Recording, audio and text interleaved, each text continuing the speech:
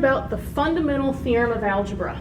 Now, in every topic in math, there's only ever one theorem that's given the title of fundamental theorem of that topic. And it means it's the most important theorem of that topic. In fact, this theorem was first proved by my favorite mathematician. His name was Gauss. And he later went on to prove it multiple times in different ways because he knew it was such an important theorem. It's called the Fundamental Theorem of Algebra, and it says that if we have a polynomial of degree n, it has at least one zero, or one root, in the complex numbers. Now you may say that doesn't seem very useful, because we want to know exactly how many roots it has.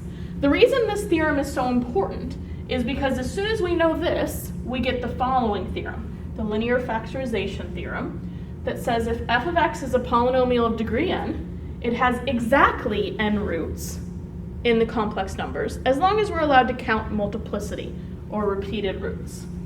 Now, there's a warning that comes along with this, warning number 15. Roots come in conjugate pairs, meaning if you have a root that has a square root, which of course includes complex numbers, because I is the square root of -1, they may not tell you both of the conjugate pairs, but you always have to have both.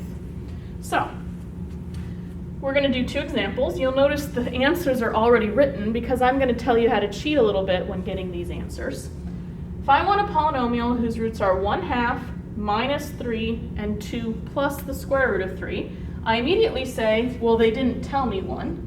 I must also include 2 minus the square root of 3 because roots come in conjugate pairs.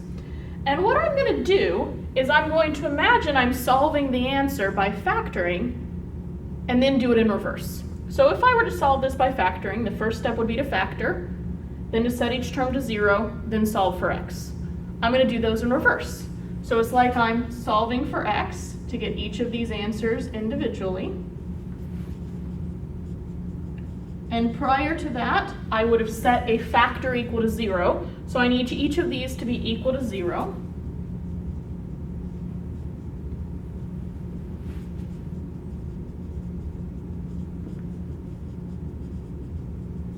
Notice it's always x minus the root. I'm going to make one small adjustment because I don't like the fractions. So if ever you have fractions, multiply by whatever you need through. In this case, multiply everything by 2 to get rid of the fractions. And then each of these are factors in my polynomial.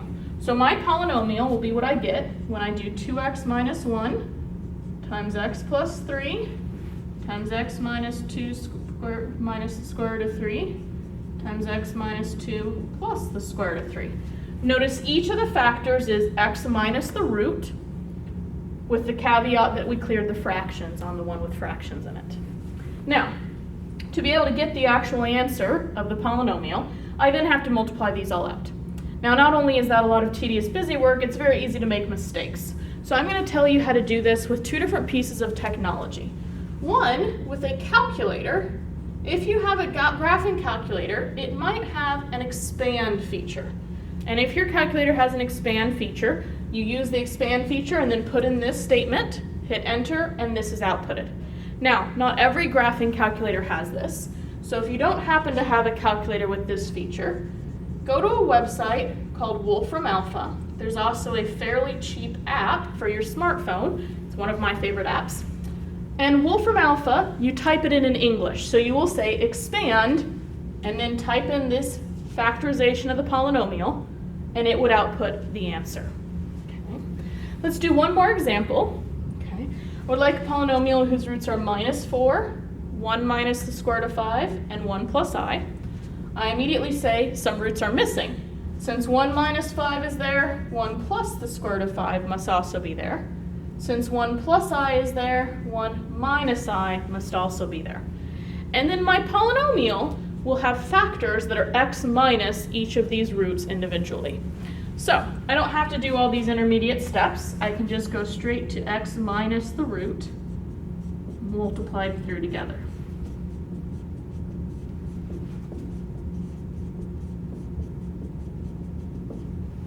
And once again, using either your calculator or the computer, you get the lovely polynomial at the bottom with exactly the 5 roots that we wanted.